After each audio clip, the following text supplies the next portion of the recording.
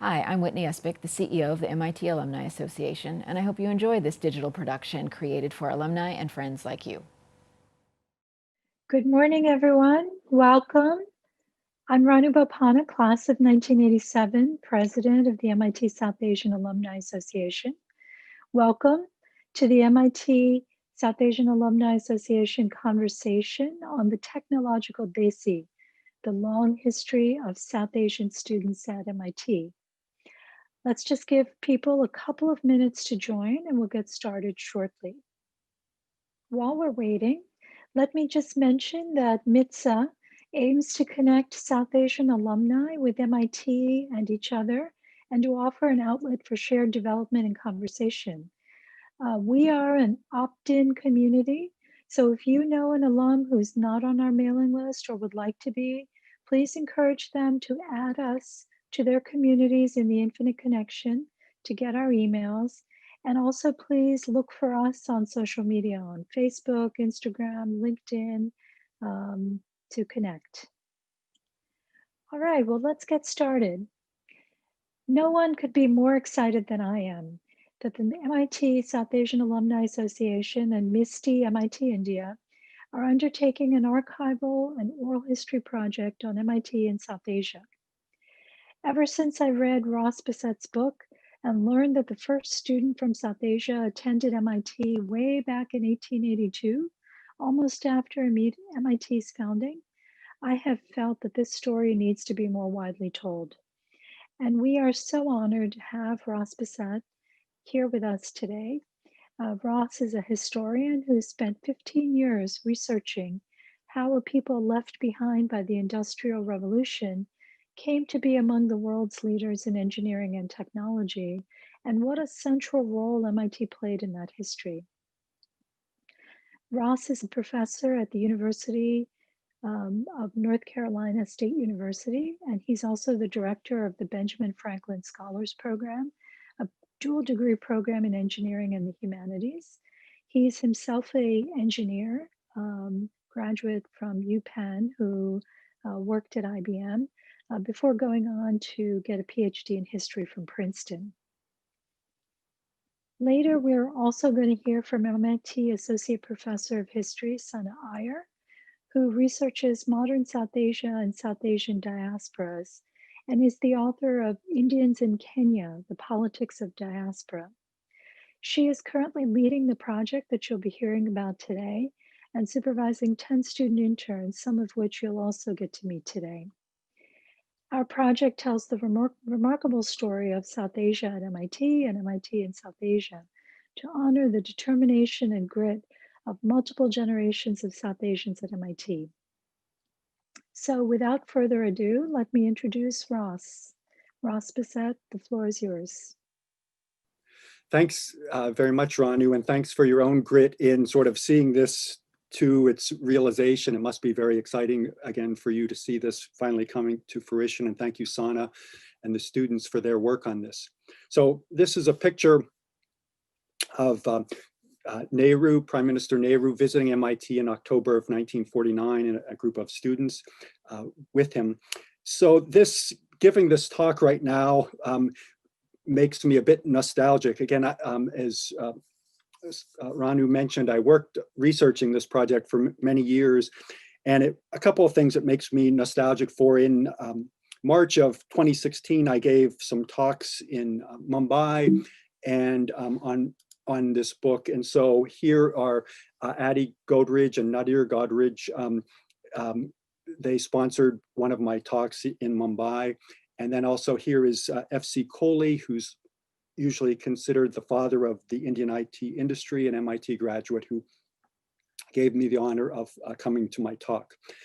And so one of the things, again, I think of now while we're basically confined to our houses, in researching this project, I was able to travel the length and breadth of India from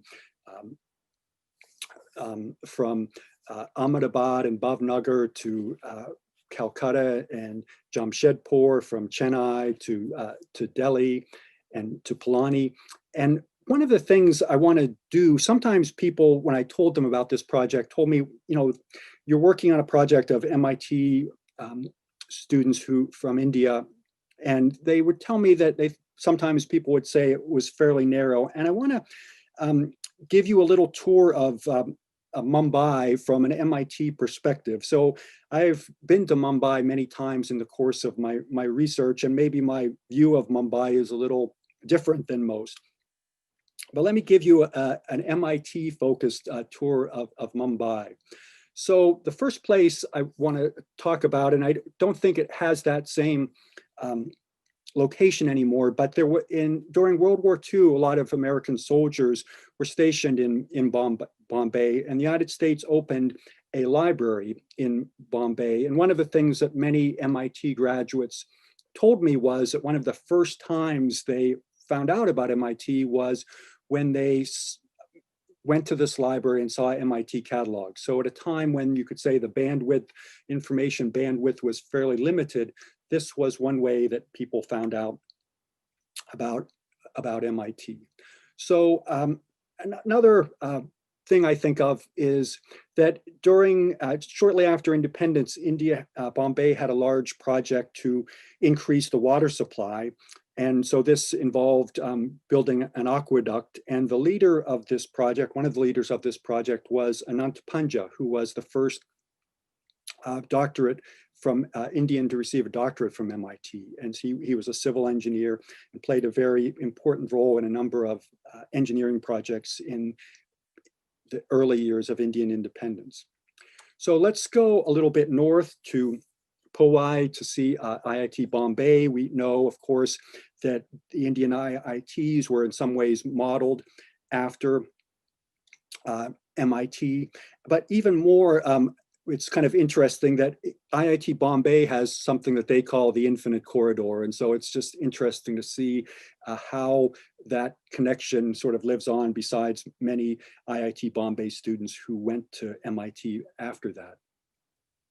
So again, if we move over to Vikhroli, we'll see the Godrej facilities, and Adi and Nutter Godrej, sort of the late leaders of the Godrej family business, went to MIT. And we see that a number of business families sent their children to MIT to prepare for entering the family business.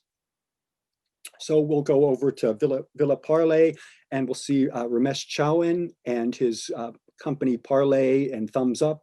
Ramesh Chauhan sort of took on Coca-Cola, started this Thumbs Up Cola, and was very successful. And again, another MIT graduate heading a business family. So if we go over to Worli, we'll see the headquarters of the Aditya Birla Group. Aditya Birla, the grandson of G.D. Birla, G.D. Birla seems to have really passionately believed that his grandson needed to go to MIT to prepare him to run the business, and he did, and was a very successful business leader in India, of course. So I want to also mention Lalit Kanodia, one of the founders of TCS and Datamatics. His Datamatics is up near the airport. So if we go south a little bit to the Air India building, again, we will be reminded of FC Kohli and TCS and FC Kohli's work in really making TCS a pioneer in the IT business, connecting India and the United States and Europe in ways that just would have been unthinkable before. So I also think of Charles Correa, the architect, and Navi Bombay, and his work in sort of conceiving this idea of a new Bombay in a way that Bombay could spread out. Also then, as we go to the Kalagoda area, we see Durga Bajpai's work, the Jahangir Art Gallery, another MIT graduate in architecture. And then finally, near the Churchgate area, I'm reminded of Sham Chayani, who passed away about 10 years ago, and was a leading Bombay environmentalist. And so again, it's quite striking to me. The role that MIT graduates have played in Bombay is quite striking to me. And I'm quite sure that there's no other American or probably foreign university where one could sort of say the same thing. And so I say that by way of introducing this talk, but let me just give you a little bit of sort of the background of this project. You could say this project started in Hayden Library, that I started out, I was interested in the history of IIT Kanpur, and MIT was one of the anchor universities supporting IIT Kanpur. And as such, it had a lot of materials on the history of IIT Kanpur. And so I live in Raleigh, North Carolina, and there was a flight in the early 2000s that left Raleigh about 6 o'clock in the morning, got to Boston about 7:30 in the morning, got me into Cambridge about 8:30. And the MIT archives, which had this material on Kanpur, only opened at 10. And so I spent time hanging out in the Hayden Library. And one of the things I found was that MIT had this collection of commencement programs. And these commencement programs listed every graduate and their hometown. And so this really intrigued me. What I saw was it would be possible to make a database of every person from India who graduated from MIT. And so that was what I did. And so just here's an example with a noted MIT graduate, Suhas Sukhatmi, who became the director of IIT Bombay, who did a PhD in mechanical engineering from MIT. But so it became possible to, first of all, list all the graduates of MIT, but then also to try to find out their stories. How did they end up at MIT, and what did they do afterwards? And so that was my quest for the last, as Ranu mentioned, for about 14 or 15 years or so.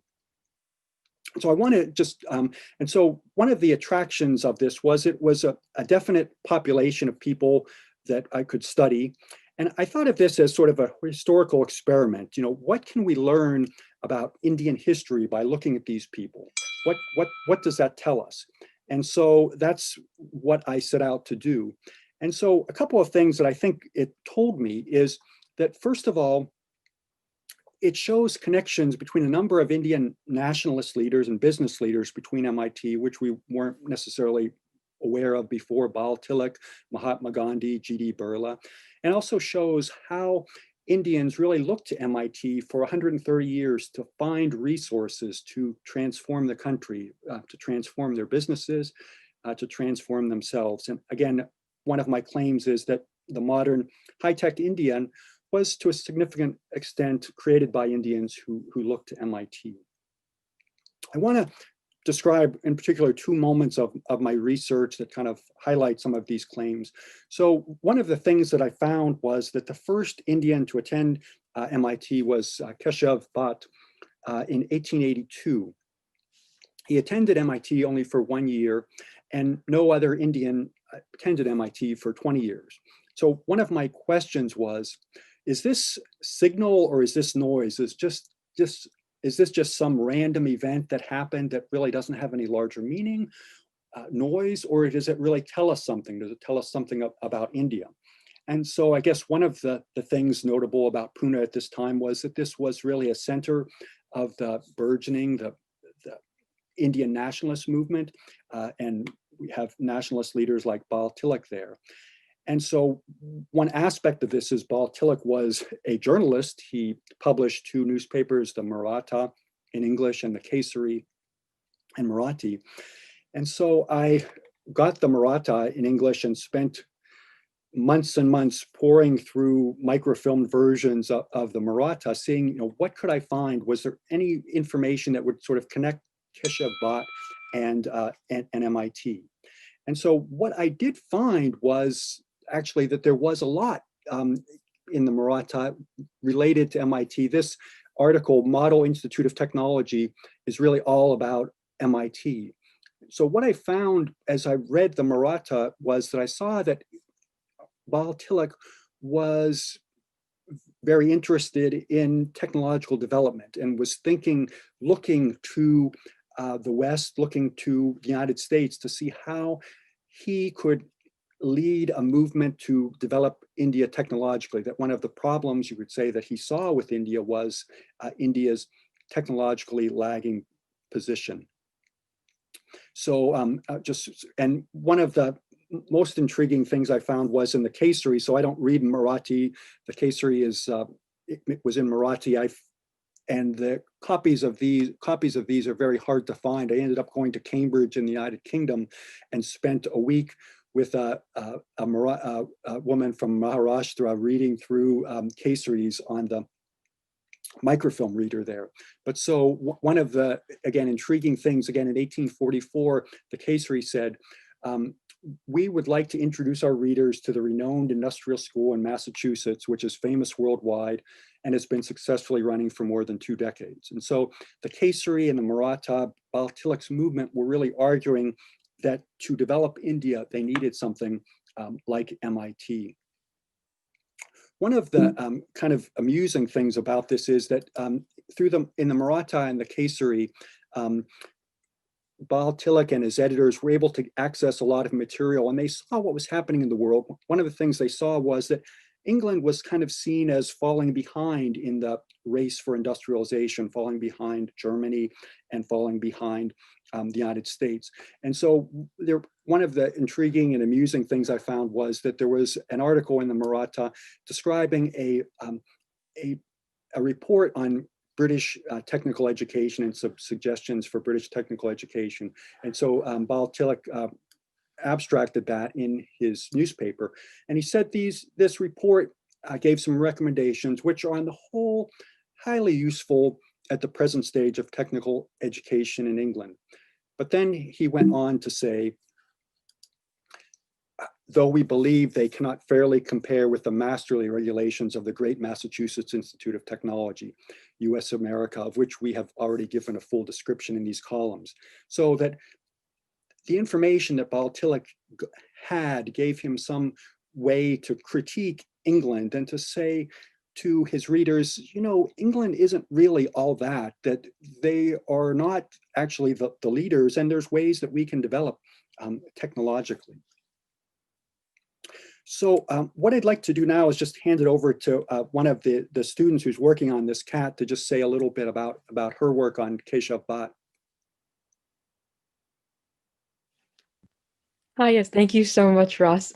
So my name is Kat So, and I'm a current junior at MIT. And I first just wanted to say that I'm so grateful for having the chance to work on this incredible project. So Catherine, another student on the project who couldn't be here this morning, and I were using Ross's reference database to put together a short summary of Keshav Bhatt's life, which I will now share. So Keshav Bhatt was born in 1855 and schooled in Pune, as Ross said, where he then traveled to go to England in his 20s. After being refused work in England, he left for America and arrived in Boston in July 1882, where he registered as a student at MIT studying electricity. He eventually began working at John Cochrane's Turkey Red Dye Works in Malden. He was later best known in India for his knowledge of the dyeing process rather than for his status as the first Indian MIT student. Overall, it's a little bit unclear how much an MIT education benefited Bhatt's career. Though he was a pioneer in overseas study in the Americas, most of his success, came from his experience at the Cochrane Dye Works, which were not part of his courses of study at MIT. Nevertheless, he spoke highly of his time in Boston, indicating in a 1899 letter included in the first volume of MIT's Technological Review that he had made lasting friendships at MIT. And I'll now pass it back to Ross. Thank you. Thank you, Kat. So one of the other intriguing things that I found was links between MIT students and Gujarat, and specifically links between MIT and Mahatma Gandhi. So in the 1920s and 1930s, more Indians who came, went to MIT came from Gujarat than from anywhere else in India. And again, quite surprisingly, there were a number of connections between Mahatma Gandhi and MIT. So I just want to, this is part of my database. And so on the second to left column are the names. So on the left column are the years of graduation. And then the third column from the left is the location. And you can see these Bhavnagar, Ahmedabad, Kathiawar, all these people who came from this area, and it was quite surprising to me. I didn't expect it at all. So here's a heat map showing again the sort of presence of where Indian MIT graduates came from in the 1930s, and again you can see that the highest level of heat is in Gujarat and in that area. So that was a surprise to me.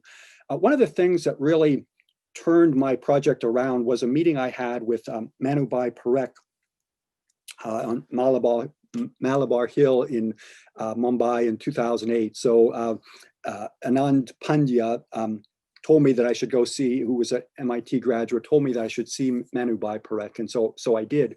So again, he got his PhD from MIT in 1940. And so he really, again, transformed this study for me. And it was quite a remarkable thing. So I asked him, why did you go to MIT? And one of the things that he told me was because his father said that he should. And so this sort of sent me back to his father, Dev Chand Parekh.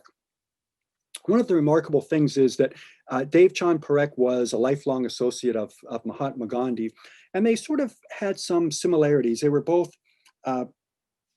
grew up in families that were ministers to some of the princely states. They both went to the United Kingdom for further education.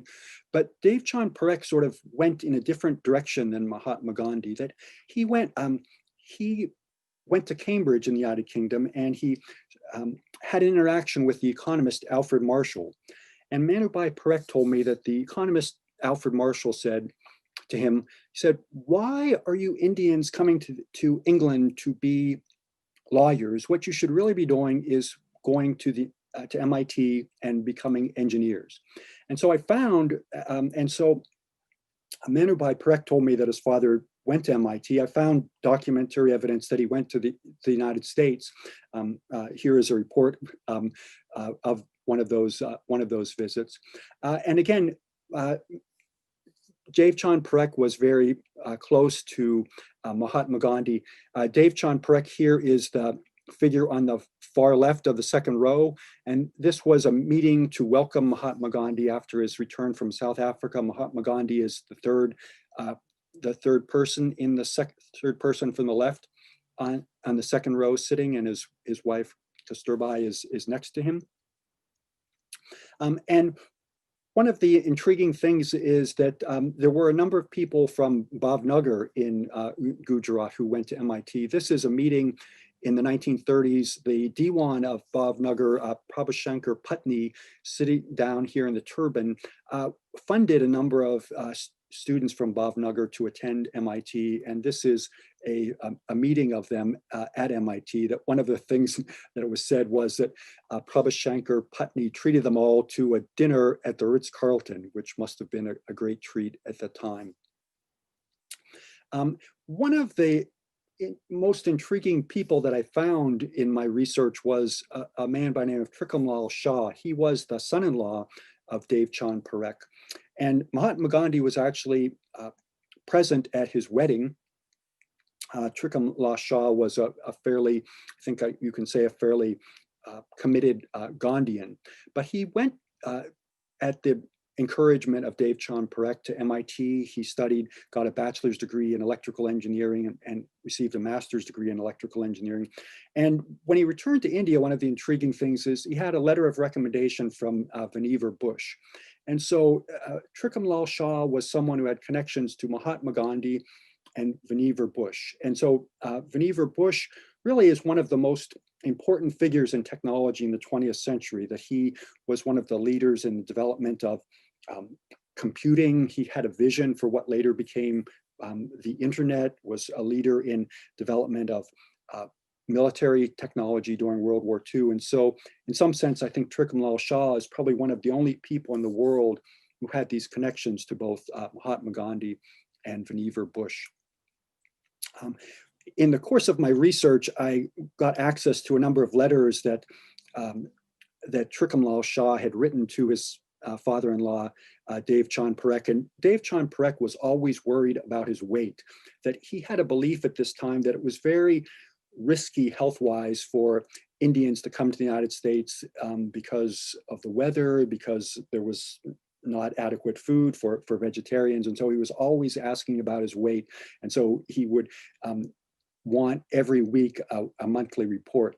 And so this is a picture of Trikamlal Shah. And then I found a letter which sort of provides some context for this picture, that he's afraid that Dev Chand Parekh will see how skinny he looks and will think that he's not healthy. But that wasn't really the case at all.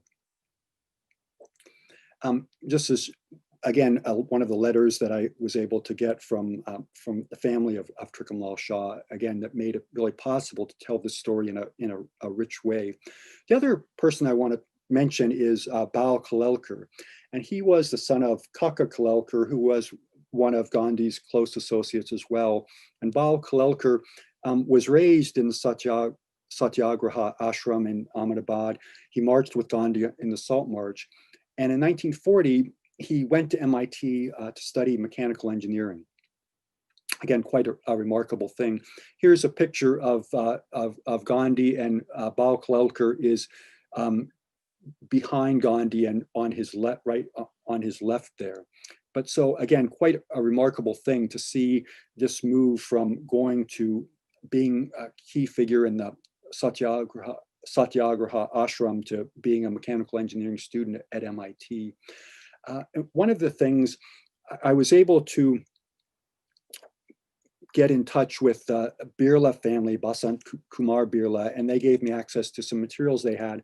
And this is a letter that Bal Kalelkar wrote to G.D. Birla asking for financial aid, you could say, to attend to MIT.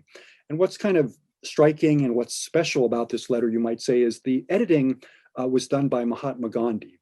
So Mahatma Gandhi, of course, edited a newspaper himself and was known to be have very strong opinions, maybe to be even somewhat of a control freak. And so he edited Bal Kalelkar's letter asking for help from G.D. Birla, support from G.D. Birla to attend MIT. And it seems, and Mahatma Gandhi actually gave G.D. Birla himself this letter from Bal Kalelkar asking for support. And I believe that he did get that support. Here's just a picture I got. I got this from a grandson of Bal Kalelkar, just showing a group of Indian MIT students in around 1940 enjoying the snow at MIT. Let me just see how we're doing for time. Again, one other person I just want to mention, and I had the privilege of speaking to a number of times, was F.C. Kohli, who had a master's degree from MIT, was an executive at Tata Electric. And really, after TCS, Tata Consultancy Services, was started and got off the ground, he was brought in to really domesticate it. And he really had connections with the United States that enabled TCS to become sort of the global player in IT that it is today. So in concluding, I was just able to sort of touch on a few moments of my own research, but this, you could say, is an incomplete story that I had a great deal of enjoyment working on this and talking to people. I started working on this in 2003 and published my book in 2016, but it was a story that I couldn't really tell completely. The materials were highly distributed, the people were highly distributed throughout India and the United States. And it's a story that you could say can only be fully told by collecting memories, materials from a wide range of people. And I guess I would say, just in concluding, that it's a story that we really need your help to fully tell, to make people aware of. And so that's, I guess, one of the purposes of our talk today, is just to try to enlist your help in this effort to really tell fully the story of Indians at MIT. And one final thing I just sort of say, that I have been in touch with the son of Trikam Lal Shah, and when my book came out, he gave a copy to his son, and he had his son's daughter read it.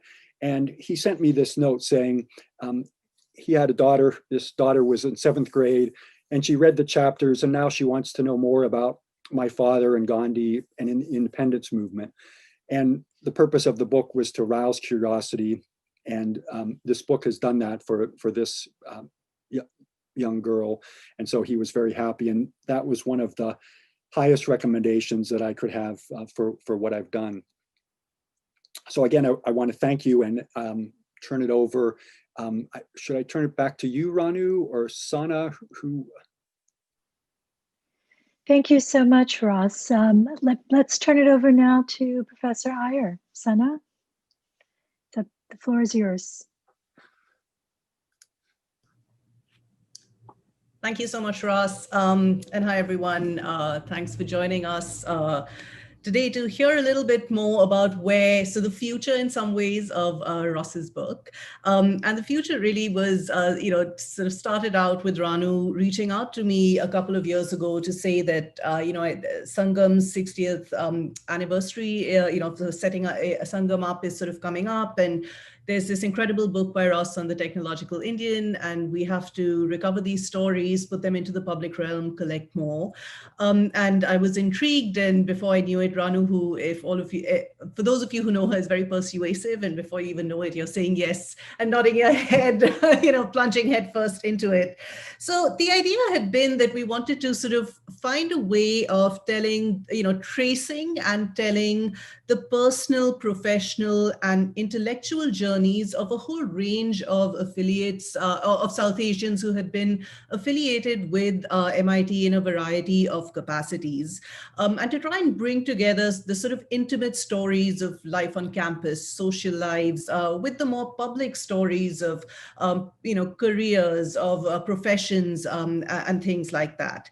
And so there are two sort of guiding principles that I had in my mind as we began to get into this project. One was to think of this as a way of recovering and telling the story of South Asia at MIT. And this was sort of primarily done in very much the vein that, Ross's book has laid it out, in sort of tracing the students, right? Bringing in the faculty, the staff, the academics of how South Asia has established a presence at MIT, at the Institute. And the other side of it, which again sort of, was invoked in Ross's book, was, MIT in South Asia. As sort of Ross laid out really nicely in his presentation at the beginning, this idea of what technical knowledge and education could do for South Asia goes back to the late 19th century and sort of continues well into the 21st century. So we want to sort of capture that, and we're sort of thinking about ways in which we can do that, looking at the institutional links. Again, the IIT, Ross mentioned, is one, but we very quickly discovered that, the IITs are just one of very many kinds of institutional links that MIT has with South Asia. MISTI India, MIT India has sent close to 1,000 students on internships to India, to a whole host of organizations, and sort of firms. And there are also sort of alumni who have individual trajectories that might not get captured in sort of the institutional stories. So we wanted to make sure that we trace all of these stories, bring them in, and really sort of think about MIT at South Asia at MIT, but also MIT in South Asia. There are three main things that are that I'm really keen that our project showcases. One is to make sure that we do cover South Asia as a region, and don't only look at India. So of course, the Indian sort of alumni is a very large part of this story, but we are also sort of trying to pull in stories of, people who came from present-day Pakistan, Bangladesh, Sri Lanka, to name a few, but also the first and second generation South Asians, students and faculty and staff of South Asian descent, who would call themselves American or Canadian, or came from Kenya, Tanzania, or Mauritius. So we're really sort of broadening out this idea of who constitutes South Asia and where South Asia is constituted. We are hugely indebted to Ross's book, which is, been the starting point for all of us. But we also want to move, along with the story of the technological Desi in the Indian, but also to look at the other schools, such as the schools of science, architecture and planning, economics, sort of the Poverty Lab, political science, the Center of International Studies, linguistics, history, the STS program, the Gender and Women's Studies program, and the business school, that have all sort of been hubs of the production of knowledge on South Asia, and have also sort of included a lot of students and faculty who work on from South Asia. In fact, one of the reasons why many of our incoming undergraduates today choose MIT over some other schools that focus on STEM is that MIT does provide a very holistic undergraduate experience and curriculum to them. So we wanted to make sure we have that in. And then finally, I was keen that we also think about how South Asia has shaped MIT as an institute, so that, this is sort of two-way story. MIT is an internationally renowned institution of learning and teaching where cutting-edge research takes place. My own school, Shaz's motto is "Great ideas change the world." So, to what extent has this South Asian connection contributed to the institute itself in being able to position itself at the forefront of research and learning, and how it was, and how integral this South Asian connection is to the future of the institute is also something I wanted to do. So it's a big project, as you can imagine. And at the moment, we have sort of two goals, two sort of endpoints.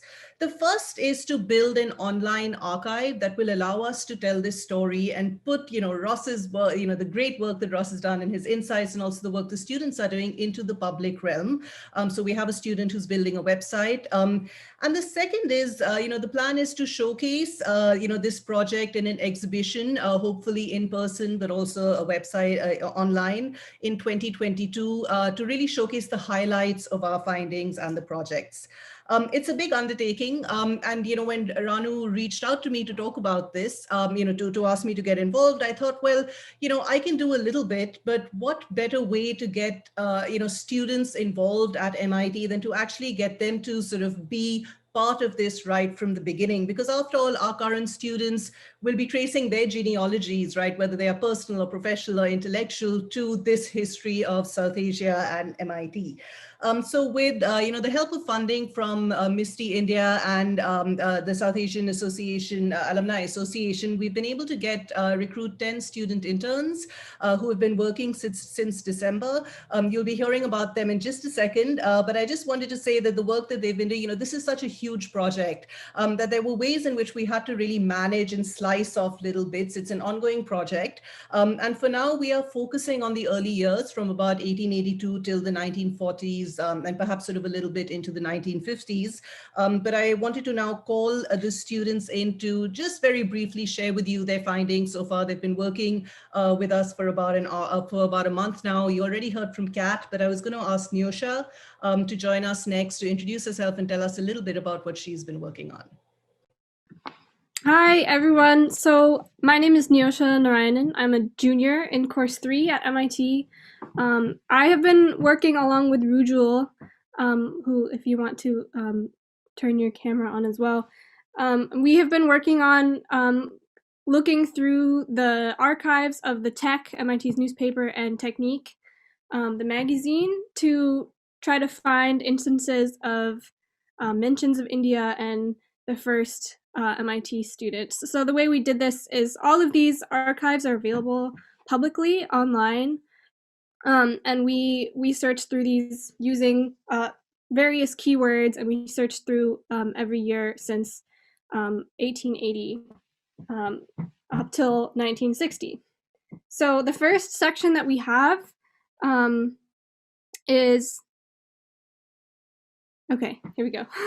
The first section that we had was initial South Asian students at MIT.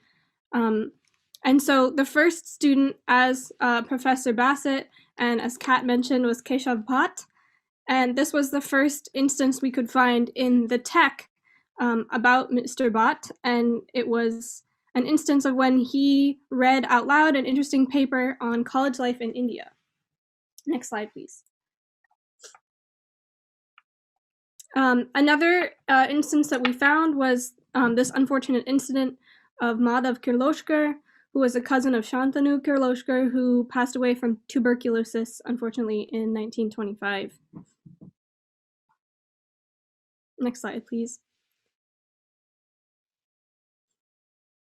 Another thing I found interesting was this little tidbit from 1925, which shows all the numbers of international students at MIT in 1925. As you can see, there are 7 international students from India, and I thought it was cool that there were also many students from Europe and South America. Next slide, please. And I'll pass it on to Rujul here. So we also looked at some of association students formed and cultural events that were happening on or near campus. A couple from 1945 we found an article about the Hindustan Association celebrating India Day with a couple of talks, and another one in the same year of Indian students arranging an exhibit in Lobby 10 about various things related to India. We also found some cultural events like a concert in Kresge in 1957 and a dance, which there's a nice picture of, in 1960, organized by the Indian Students of Greater Boston. We also found, similar to what Professor Bassett said, some connections between the independence movement and politics and MIT in the tech. So in 1932, found this article about T.M. Shah and N.M. Shah being in prison for anti-British activities. And it was quite a large article on that. And similarly, in 1942, we have an Indian student writing about the Indian position on independence. Later, post-independence, we have a visit, Jawaharlal Nehru's visit to India, visit to MIT. We have Liaquat Ali Khan's visit to MIT, and many such interesting things in the tech. So that's what Neosha and I are doing. That's all from us. I'll hand it back to Professor Aiyar. Thank you, Rujal and Neosha. Louisa. Hello, everyone. My name is Luisa. I'm a senior studying mechanical engineering and theater. I am actually Peruvian, and the reason why I got interested in this project and helping out all of the team was that India and South Asia have always been really fascinating to me in a cultural perspective. So I'm really also grateful to be a part of this project with the team. It's been a really great experience so far. My job in the team is to research theses at MIT that have to do with South Asia.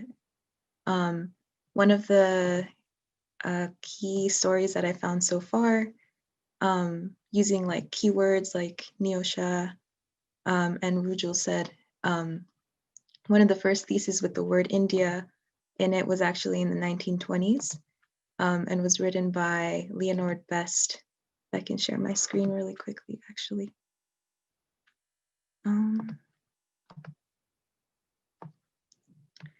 Was written by Leonard Best, undergraduate in chemical engineering. This student was supervised by Warren K. Lewis, who was actually one of the modern fathers of chemical engineering. So I thought that was really striking. I'm going through the different decades and trying to understand as well through this keyword method of what are some other theses that have been written about South Asia. In the 1940s, the first thesis in the architecture department specifically addressing an issue in India was written by Habibur Rahman. So I know at the end of this project, the goal is to integrate all of these across of our own different sections.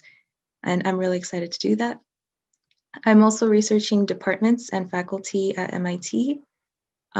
So I'm doing some research with Misty India about the India Technology Education Program, ITEP. It was founded in the late 90s.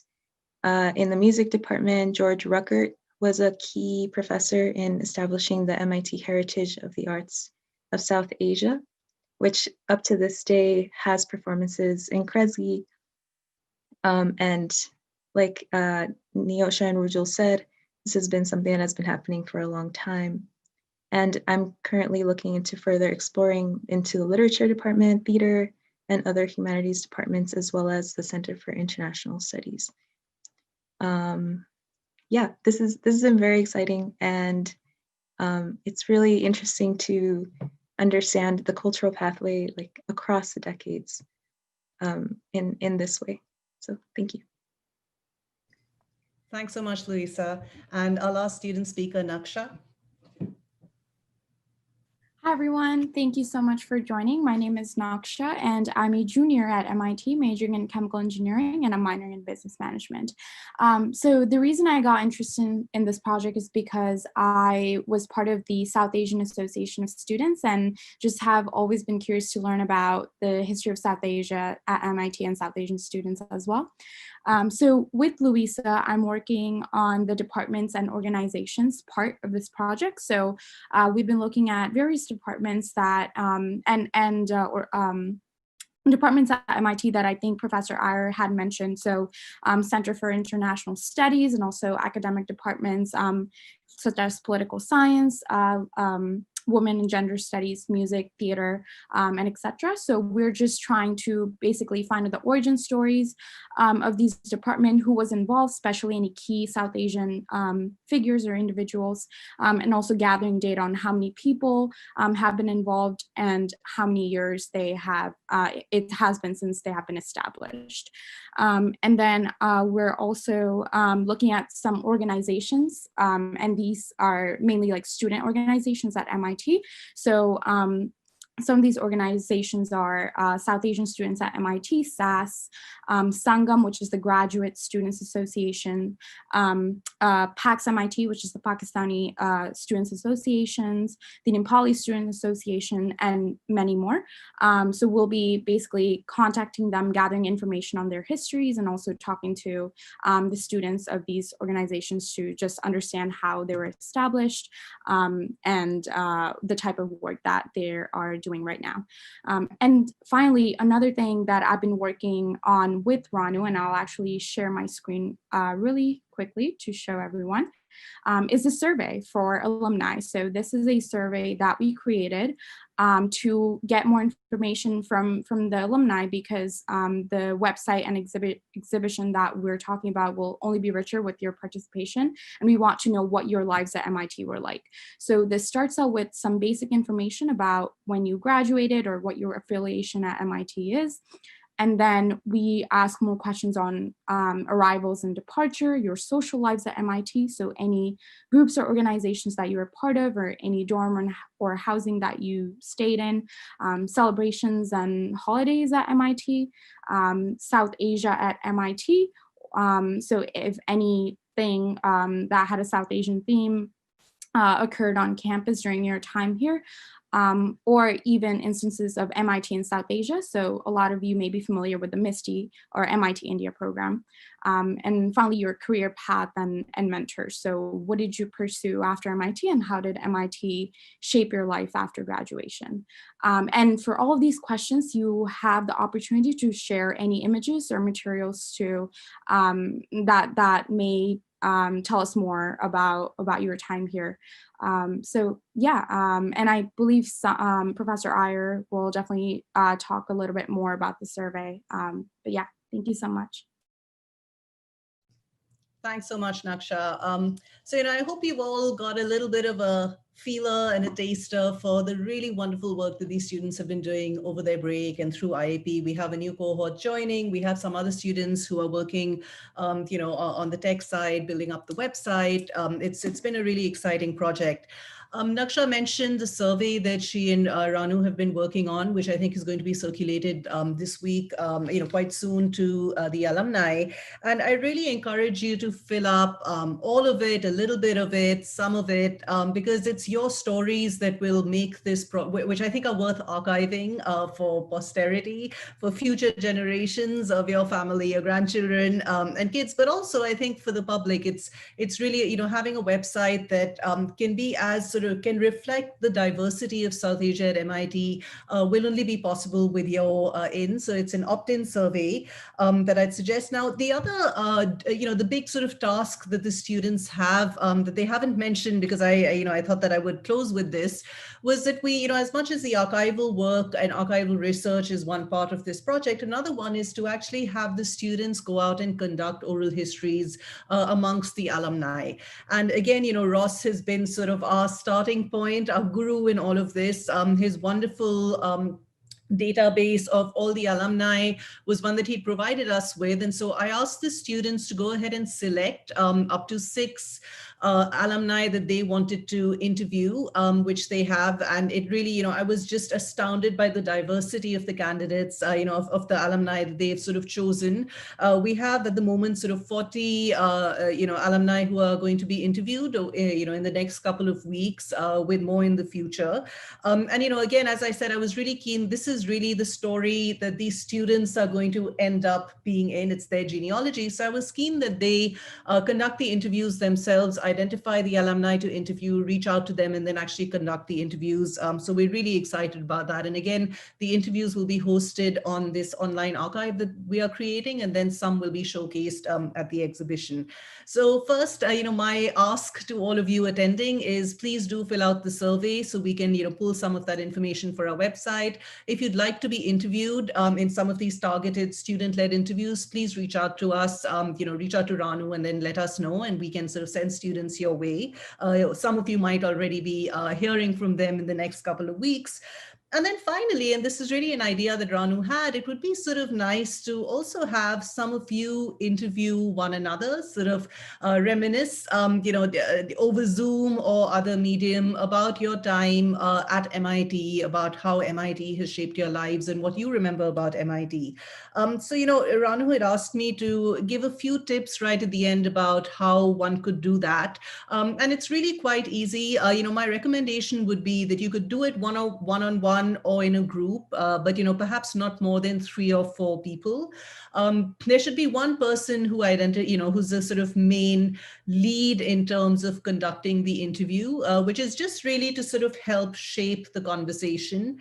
I would recommend that the conversation in the interview doesn't last more than about 30 to 40 minutes. 30 minutes is a good amount of time. And as I've been telling the students, any interview has to have a balance of allowing for spontaneous conversation, but also something a little bit focused, to sort of have a hook, to have a kind of focus to come back to, so that when we are doing our archiving and curating, our jobs are a little easier. So think about, is there an event that you want to, conduct an interview around? Is there a particular generation? So is it a group of the batch of 1982 that's sort of good to come together? Is it a particular career trajectory that is similar, that is the hook or the sort of point? Is it the location, right? As Ross had mentioned, it was Pune and then Gujarat, which were the main 2 places from where these early students came. The story is a little bit different today, I know, sort of with Silicon Valley and Bangalore and the IITs. So there are these sort of different ways in which you could conduct a short oral history yourselves, amongst yourselves. But again, I would recommend it being up to 4 people in any one group, centered around one particular idea or theme. And then finally, in terms of how you would go about this, Zoom, and everyone is now sort of Zoom savvy thanks to this pandemic. It's a great way to just set up a Zoom meeting, hit record. It gets saved as an MP4, I think, and you can send that to us.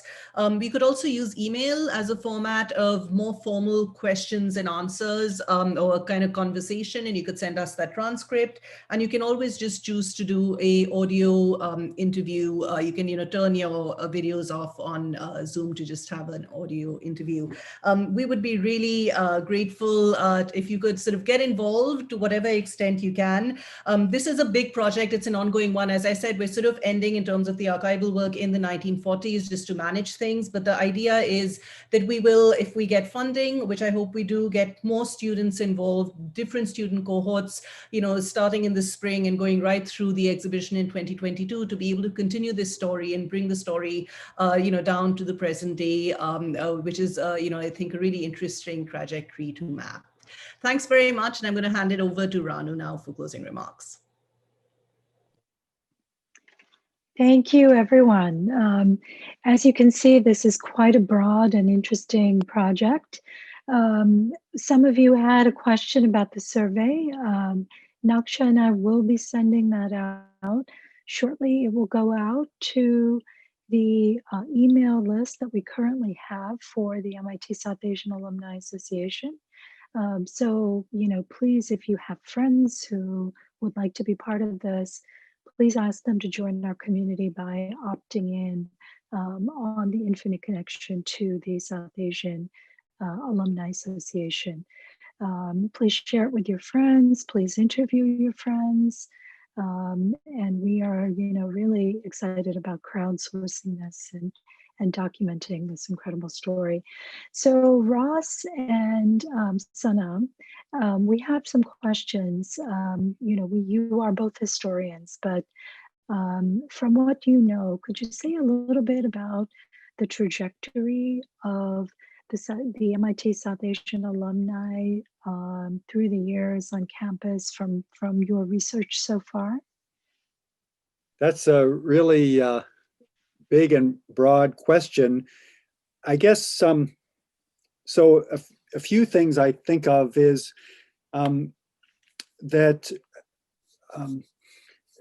one crucial sort of dividing line of demarcation, you might say, is before 1965, the United States had very discriminatory immigration laws in place, which made it very difficult for South Asians to stay permanently in the United States. So one key change in the trajectory was that before 1965, not 100% for sure, but to a very large degree, most of the South Asians who came to MIT would return to India or Pakistan.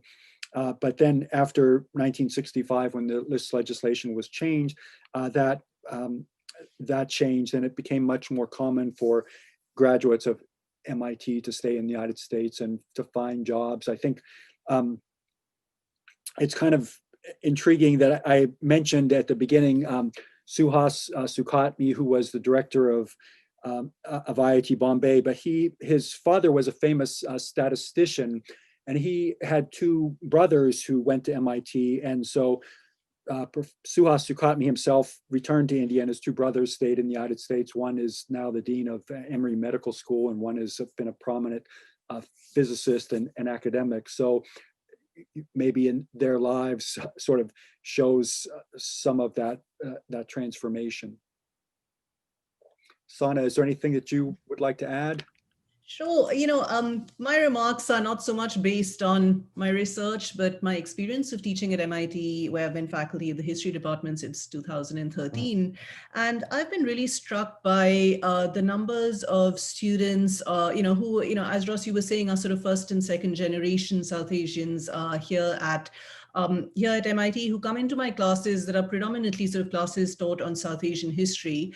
And, for me, it's been really interesting teaching this history to students who are in some ways once removed from South Asia itself, and to bring in students whose parents migrated in the 1960s and 70s from, and it really reminds me of how old I am when I have students and I say, so, when were you born? Or if I mention a key event in South Asia like 9/11, they're like, well, we weren't even born then. But, it's really, there are these sort of generational shifts, and each generation, I think, has its own idea of what it means to be South Asian. And I've become really cognizant of that, with the students. What really struck me in reading your book, Ross, and sort of doing some of this research is how, although the Sloan Business School is quite recent in terms of, the Institute's sort of long history, there has been this involvement of sort of South Asian business right from the beginning, right from the early students. So it's not just sort of technological know-how, but really sort of also business and enterprise that has been very much part of that. And, in the current sort of moment, I think there is a lot of work on South Asia, both in the economics department, but also at the business school. So those were the two main sort of shifts that I think are really interesting in terms of a trajectory to sort of capture. Thank you both. One of the other things, you, Ross, have really documented in your book, the central role that technology played in development and, and in advancement of, South Asia. But one of the other things that struck me in reading your book is really how global MIT has been from the beginning. Were you struck by that? And did you feel like this was something that was perhaps quite different from other institutions? Yeah, I really was. And again, it seems to me that, again, the vision of MIT was remarkably global. Again, like I think around 1900 or so, there was a comment that that in the president's report that MIT had the most global student population of any university in the United States. One of the things that I've sort of, as I've thought about this, one of the things that I think of is that, you know, MIT grew up, you know, up till the 19 teens, it was in Boston, but it grew up right next to Harvard. And Harvard was always trying to assimilate, to take over MIT.